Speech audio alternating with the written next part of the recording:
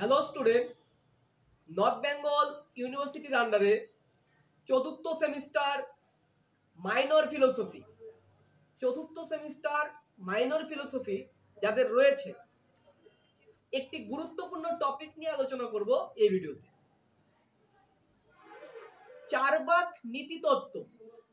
চারবাক নীতিতত্ত্ব কি, বা এই চারবাক নীতিতত্ত্বের উপর একটি সংক্ষিপ্ত টিকা লেখো, এভাবে কোশ্চেন আসতে পারে।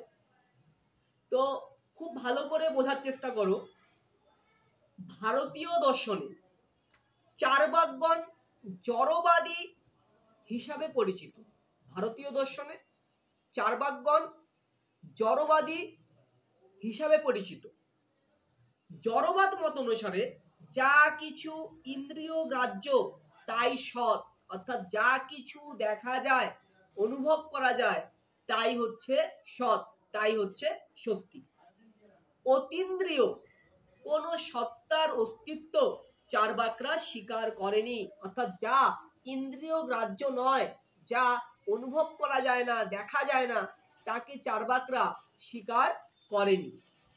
সেই কারণে চারবাকগণ বা চারবাক দার্শনিকগণ কখনোই কর্মফল, পুনর্জন্ম, আত্মা, ঈশ্বর এই সব বিষয়ের ওপর তারা কখনোই বিশ্বাস করেনি, বা এই সব বিষয়গুলোকে তারা কখনোই মেনে নেননি।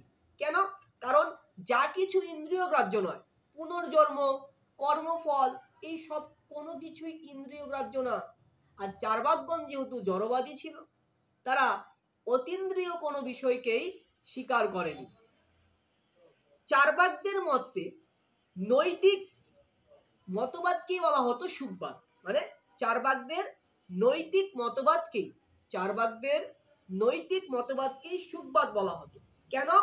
কারণ এই মতবাদ অনুযায়ী মানুষের জীবনের বা মানব জীবনের পরম কাম্য বস্তু হচ্ছে সুখ। চারবাকরা বলতো মানুষের জীবনের পরম কাম্য বস্তুই হচ্ছে সুখ, অর্থাৎ জগতের যত রকমের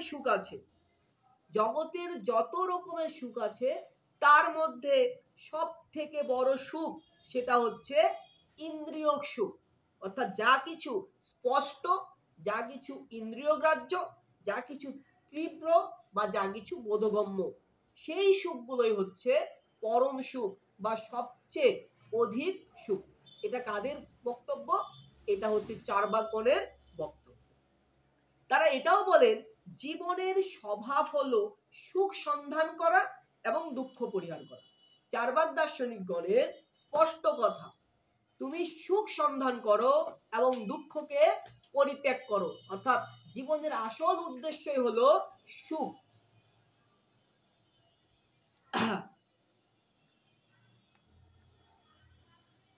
চারবাকগণ আমাদেরকে এই বক্তব্যই দিয়ে গেছে যে তুমি ঋণ করে ঘি কিনে খাও, প্রয়োজন হলে তুমি সুখ যাপনের জন্য তুমি ধার করে ঘি কিনে খাও, অথচ তুমি কি করবে?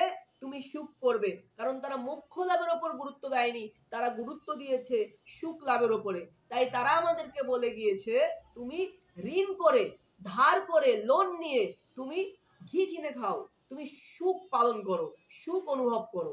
অর্থাৎ চারবাক দার্শনিকগণের মূল বক্তব্যই হচ্ছে সুখ। তারা এটাও বলে যে কাজ করলে তুমি সুখ পাবে, দুঃখের অধিক তুমি সুখ পাবে, সেটাই হচ্ছে সৎ কাজ। এবং যে কাজ করলে তুমি সুখের অধিক দুঃখ পাবে, সেটাই হচ্ছে অসৎ কাজ।